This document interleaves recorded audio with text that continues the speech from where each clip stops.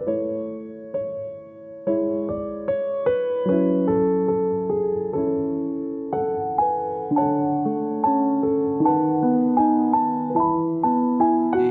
띵장에서 저희 아내와 혹은 저희 아내나 혹은 거기 계신 성도님들이 이웃들에게 예수님을 믿어 보시라고 이렇게 전도를 합니다. 그러면 전도를 하면은 대부분 그 이웃분들이 이렇게 얘기해요. 그 예수 믿는 종교는 그 불효하는 종교 아니냐? 그래서 무슨 말이세요? 그러니까 그 부모 버려야 하는 종교 아니냐? 라고 흔히들 이야기를 합니다.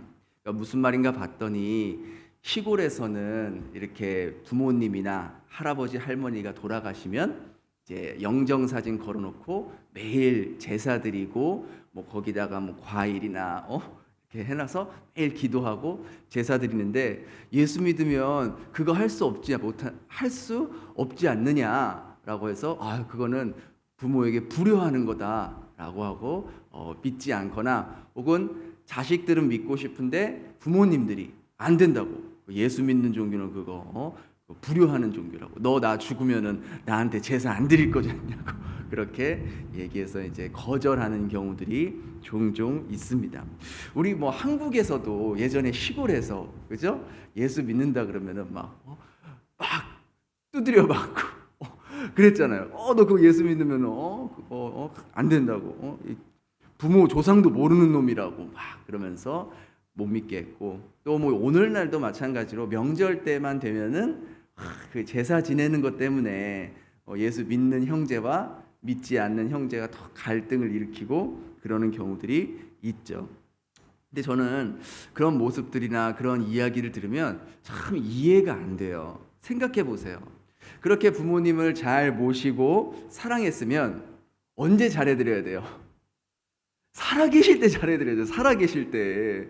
죽어서 뭐 죽은 다음에 맨날 기도하고 뭐 하면은 뭐 하겠어요. 살아계실 때 한 번 더 연락드리고, 살아계실 때 한 번 더 찾아뵙는 것이 효도지, 죽은 후에 제사 드리는 게 뭐 그게 효도가 되겠습니까? 그리고 예수 믿는 것이 부모에게 불효한다고 생각하는 사람들에게는 오늘 본문을 꼭 읽어볼 것을 권면합니다.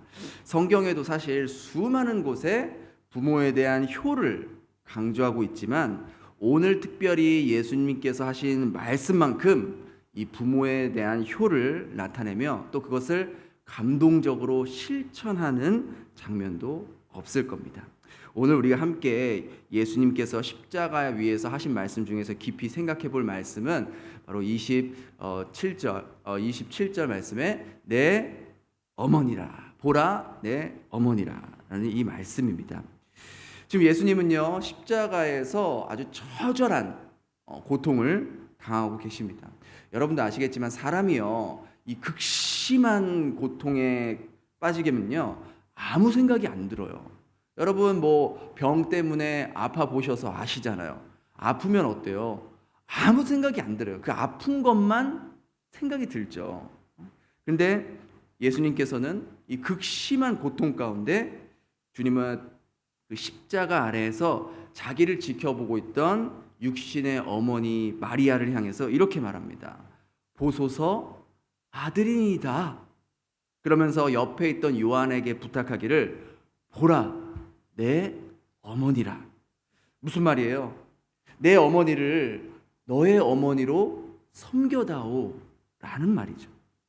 이것이 어떻게 그 극도의 고통 중에서 지금 막 숨이 가파르고 죽을 것 같은 그런 극도의 고통 가운데서 정신을 잃지 않고 하셨던 말씀이었던 것이죠. 이 말씀 안에는요, 단순히 인간적인 부모에 대한 효뿐만 아니라 본질적인 아가페의 사랑이 담겨져 있다는 것이죠. 이런 예수님의 부탁에 요한의 반응도 참 감동적이에요. 27절 밑에 부분 보니까 보라 내 어머니라 하신데 그때부터 그 제자가 자기 집에 오시니라. 그날부터 요한은요, 마리아를 자신의 어머니로 여기며 모셨던 거예요. 그러니까 기록에 의하면 요한은 이스라엘 그 팔레스타인에서 살았을 때도 마리아를 모시며 살았고, 또 이제 요한이 에베소에 가서 목양을 할 때도 있었거든요. 그때에도 마리아를 모시고 평생 마리아가 죽을 때까지 봉양하며 살았다고 합니다. 실제로 지금 에베소가 터키에 있거든요. 그 터키 거기에 가면은 지금도 그 사도 요한이 마리아를 모시고 살았던 그 집의 터가 남아 있다고 합니다. 그럼 요한은 어떻게 이렇게 희생적인 사랑을 실천할 수 있었을까? 여러분, 솔직히 내 육신의 어머니도 모시고 살아가는 거 힘들잖아요. 근데 자기 어머니도 아니고, 자기 어머니도 아닌 이 마리아를 어떻게 이렇게 지극히 모시고 살아갈 수 있었을까? 이것은 단순히 부모와 자식 관계에서 나오는 효를 뛰어넘어 진정한 사랑의 모습이었던 것이죠. 여러분, 생각해 보세요. 여러분이 다른 사람의 어머니를 모시고 살 수 있겠어요? 내 엄마 좀 모시고 살아줘 하면 여러분 중에 누가 저희 어머니를 모시고 살 수 있겠냐고요. 내 진짜 어머니도 모시고 살기 힘든데. 그럼 무엇이 요한으로 하여금 이런 놀라운 사랑을 실천할 수 있게 했는가? 그의 그런 감동적인 사랑의 힘이 어디서 나왔나? 첫 번째는 주님의 사랑을 먼저 받았기 때문입니다. 요한은요, 예수님으로부터 사랑을 경험했어요. 사랑을 받은 자만이 사랑을 나눌 수 있어요. 사랑을 경험한 자만이 그 사랑을 실천할 수 있다는 것이죠. 여러분, 여러분의 자녀들이 진심으로 여러분을 존중하고 사랑해 주길 원하십니까? 그렇다면 여러분이 먼저 조건 없는 사랑을 보여주시기 바랍니다. 우리 그냥 엄마들 그러잖아요. 흔히들 네가 이렇게 하면 엄마가 이렇게 해줄게. 이번 시험에서 몇 점 이상이면 내가 네가 원하는 걸 해줄게. 그죠? 지사님 그렇게 하시죠? 그렇게 한다고요. 근데 이런 조건적인 사랑은 사실 우리 자녀들에게 아무런 감동을 줄 수가 없는 거예요. 예수님이 우리에게 네가 기도 열심히 하면, 네가 예배 열심히 참석하면, 네가 나를 위해 뭔가 열심히 헌신하면 내가 너를 구원해 줄게 라고 말씀하시지 않았다는 것이죠. 무조건적인 사랑, 아무것도 바라지 않는 사랑, 그러한 사랑만이 사람을 진정으로 변화시킬 수 있다는 거예요. 원래 요한은요, 이런 사랑의 사람이 아니었어요. 예수님이 요한에게 처음 붙여준 별명이 뭔지 아십니까? 마가복음에 나오는데 보아너게예요. 보아너게. 이게 무슨 말이냐면 우레의 아들, 그러니까 천둥 같은 번개의 아들이라는 소리예요. 무슨 뜻이냐? 쉽게 흥분하고 성격이 불같고 참을성이 없다는 뜻이에요. 실제로 예수님과 제자들이 사마리아를 지나갈 때 사마리아 사람들이 그들을 받아들이지 않고 영접하지 않았잖아요. 그러니까 요한이 뭐라 그래요?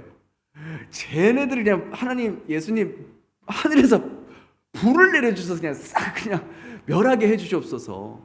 얼마나 성질이 진짜 불같은 성질이었는지 아주 그런 성질이었어요. 그만큼 불같고 사랑의 모습이라는 것은 눈 씻고 찾아볼 또 없는 그런 제자였습니다. 그랬던 이런 예수님의 진정한 사랑을 받고 그 십자가의 사랑을 깊이 깨닫고 난 후에 그의 인생이 완전히 달라졌죠. 우레의 아들 보아너게에서 이제는 사랑의 제자, 사랑의 자녀로 다시 태어나게 되었던 것이죠. 그래서 그의 서신서에 보면요, 요한일서나 이런 서신서에 보면 유독 사랑이라는 단어가 굉장히 많이 기록되는 것을 볼 수 있다는 것이죠. 요한일서 4장 10절에도 이렇게 말하죠. 사랑은 여기 있으니 우리가 하나님을 사랑한 것이 아니요 하나님이 우리를 사랑하사. 또 19절에 보니까 우리가 사랑함은 하나님이 먼저 우리를 사랑하셨습니다. 이처럼 요한은 주님의 그 조건 없는 사랑, 희생적인 사랑, 그 십자가의 사랑을 받고 사랑의 사도로 변화됐던 것이죠. 사랑을 실천하게 하는 비결이 무엇이겠습니까?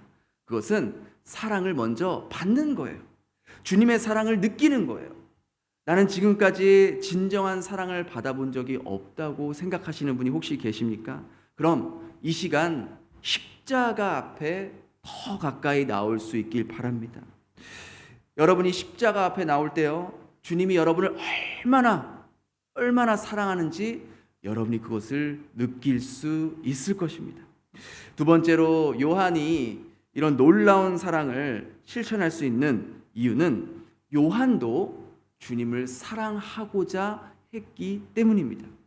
사랑받은 자의 의무가 있다면 그것은 사랑을 흘려보내는 일이라는 것이죠.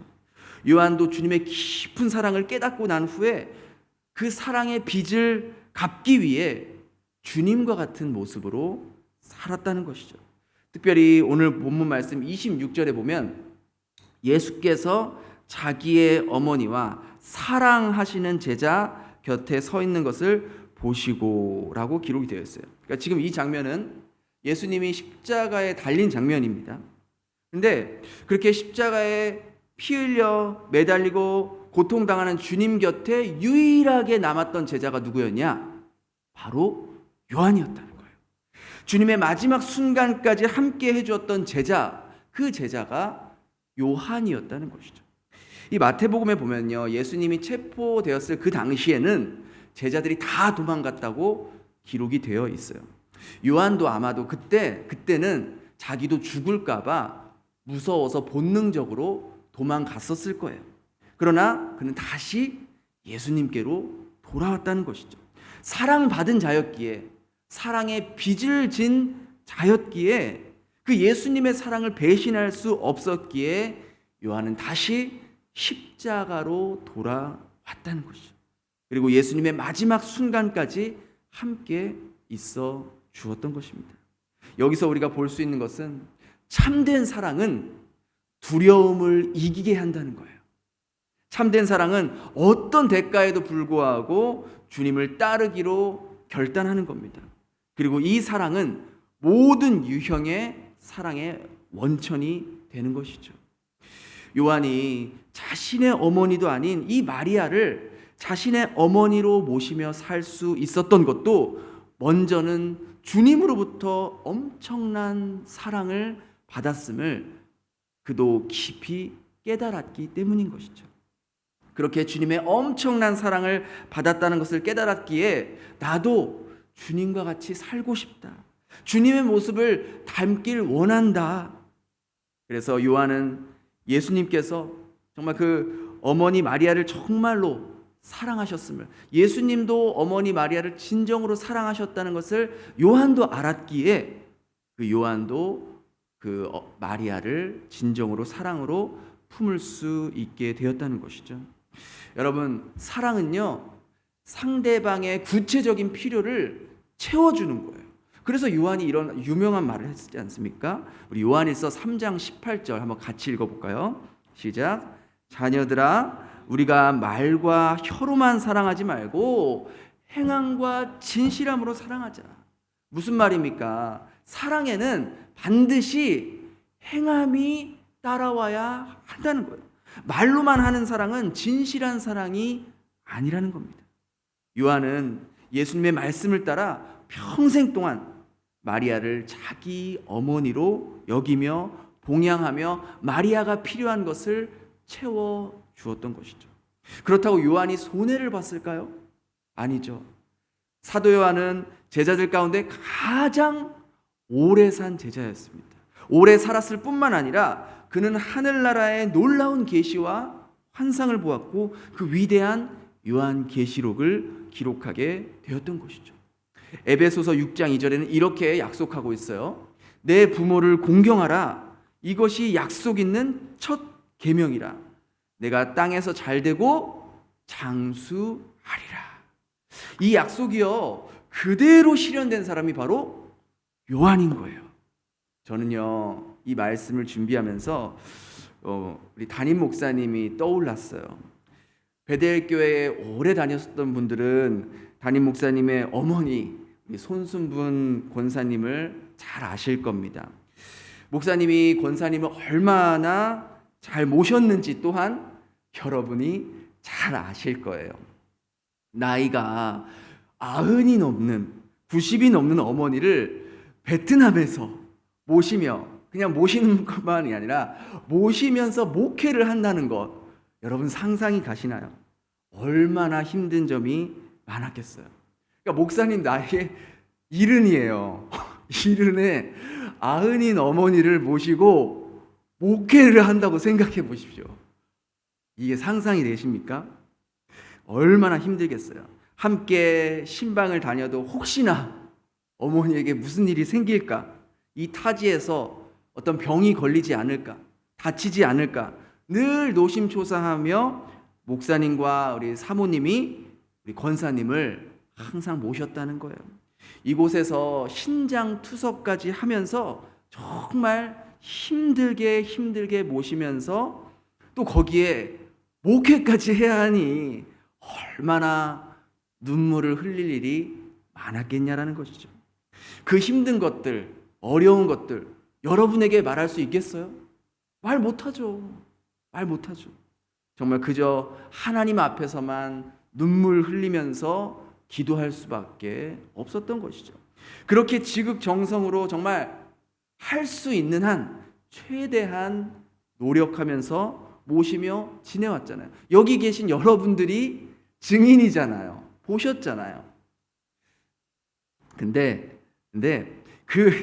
이제 와서 생각을 해보니까 그렇게 목사님이 힘들고 어려운데 우리는 뭐 감히 생각도 못해요. 다 말하자면 뭐 말도 못하겠죠. 근데 그렇게 어려운 일들이 많았지만 할 수 있는 최선을 다해 모시려 했을 때 하나님은 그 모든 것을 다 지켜보시고 담임 목사님을 장수하게 하시잖아요. 장수하게. 그리고 지금까지 하나님의 통로로 사용하고 계시잖아요. 에베소서 말씀 그대로 내 부모를 공경하라. 그러면 네가 땅에서 잘 되고 장수하리라. 그 말씀이 담임 목사님 삶 그대로 나타나고 있는 거예요. 근데 목사님의 아드님이 미국에 계시는데 저는 보지는 못했지만 목사님이 그렇게 아드님이 목사님과 사모님에게 잘 해주신대요. 목사님은 늘 목회하면서 자기가 자녀에게 늘 미안한 마음이 있으셨대요. 그러니까 목회하다 보니까 자기 자녀를 늘 신경을 못 썼다는 거예요. 그러니까 그 교인들 자녀 케어해주고 신경 써주느라고. 그러니까 늘 그것이 지금까지도 미안한 마음으로 남아 있는데, 그런데도 불구하고 이렇게 목사님이 어머니에게 잘해주신 그 모습을 자녀분들이 보았을 거 아니에요. 그러니까 그 모습을 보고 그렇게 아드님이 목사님과 사모님에게 잘해 주신다는 거예요. 지금도 사모님이 미국에 계신 그 아드님 댁에 머물고 계시거든요. 어떻게 보면 그 며느님은 시어머니 모시고 있는 거예요. 여든이 된 시어머니를 모시고 있는 거예요. 솔직히 여러분 생각해 보세요. 얼마나 힘들겠어요. 쉽지 않죠. 근데도 그런 거 티 하나도 안 내고 오히려 어떻게 하면 시어머니가 불편하지 않게 잘 해드릴 수 있을까? 그렇게 잘 모시고 있다고 합니다. 얼마나 감사한 일이에요. 이게 다 목사님과 우리 사모님이, 우리 송건사님이 살아계실 때 할 수 있는 대로 최대한 노력하며 모시려 했기에 하나님께서 그것을 기억하시고 자녀들의 마음을 만져주셔서 이렇게 불편하지 않도록, 아니 더욱더 사랑의 관계가 깊어지도록 그 관계를 만들어 주셨다는 것이죠. 여러분, 오죽하면 우리나라에 고려장이라는 제도가 있었겠습니까? 고려장이 주는 교훈이 뭡니까? 내가 내 부모에게 혹은 내 가족에게, 내 주변 사람에게 어떻게 대했느냐에 따라서 그것이 결국은 나에게 부메랑으로 돌아온다라는 거예요. 여러분의 자녀가 여러분을 진심으로 존중하고 사랑해 주길 원하십니까? 그럼 여러분이 여러분의 부모에게 그렇게 해보세요. 그럼 여러분의 모습을 여러분의 자녀들이 그대로 보고 여러분에게 행할 것입니다.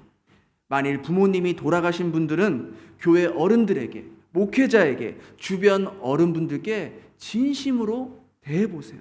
그럼 여러분의 자녀들이 그 모습을 보고 여러분에게 똑같이 행할 것입니다. 우리 예준이가 매주 토요일마다 새벽 예배를 나와요. 대단한 아이예요. 우리는 반성해야 돼요. 어른도 나오기 힘든데 그렇게 매주 토요일마다 나와요. 근데 더 놀라운 것은요, 예준이가 새벽 예배를 마치면 목사님들을 끝까지 기다렸다가 목사님 쌀국수 드시러 가시죠. 토요일은 쌀국수 먹는 날입니다 하고 이 밑에서 기다리고 있는 거예요. 못 가게. 그러면서 담임 목사님, 박 목사님 저를 끝까지 기다렸다가 쌀국수 집을 데려가서 쌀국수를 대접해요. 대접은 예준이가 하지만 돈은 누가 내겠어요? 누구 지갑에서 나가겠어? 우리 김진희 목사님 지갑에서 나가는 거 아니에요. 얼마나 기특해요. 어렸을 때부터 그 목회자를 모시려는 그 모습과 마음 누구에게 배웠겠냐는 거예요. 누가 가르쳤겠냐는 거예요. 그러니까 이걸 통해 우리가 뭘 알 수 있겠어요?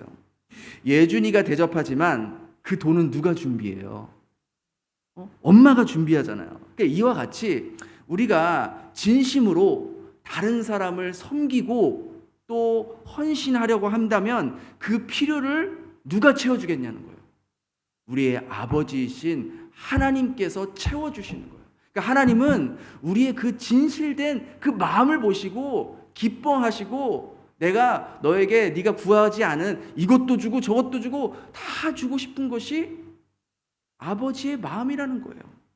여러분, 심은 대로 거둡니다. 내가 사랑을 심으면요, 사랑이 나에게 돌아와요. 내가 비난을 심으면요, 그 비난이 그대로 나에게 돌아오게 되어 있습니다.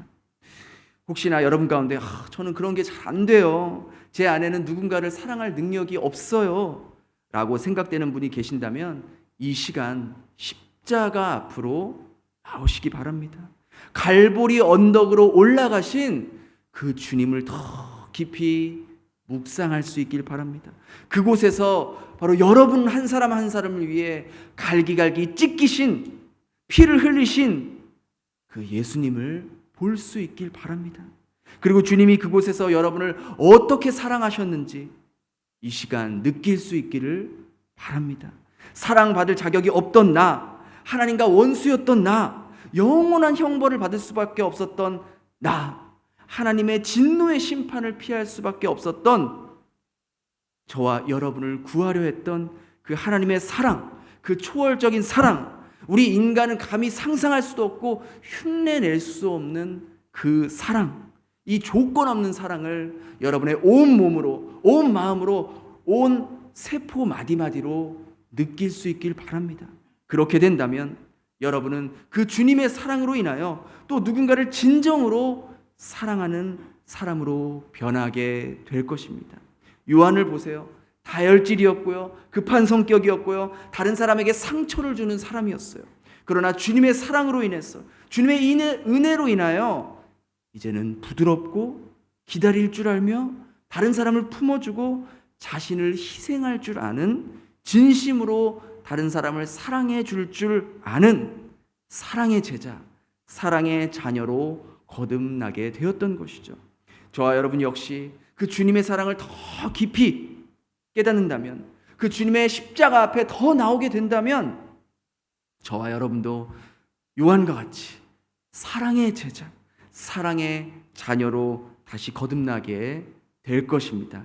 이러한 은혜가 저와 여러분에게 임하게 되길 예수님의 이름으로 축원합니다. 기도하겠습니다. 그동안 주님으로부터 넘치는 사랑을 받았으면서도 그 사랑을 다른 사람과 나누지 못하고 사랑하며 살지 못했던 저희들의 모습을 용서하여 주시옵소서. 우리가 말과 혀로만 사랑하는 것이 아니라 행함과 진실함으로 내 가족을, 내 이웃을, 내 공동체의 지체들을 사랑하며 살아갈 수 있도록 도와주시옵소서. 고난주간을 보내는 기간 동안 예수님으로부터 사랑을 흘려보내며 예수님이 우리의 화목제물이 되어주셨던 것처럼 우리 삶을 통해 다른 누군가와 하나님과의 깨어진 관계가 회복되어지는 복의 통로의 삶을 살도록 인도하여 주시옵소서. 그렇게 우리 가운데 일하실 것을 믿고 감사드리며 예수님 이름으로 기도드립니다. 아멘.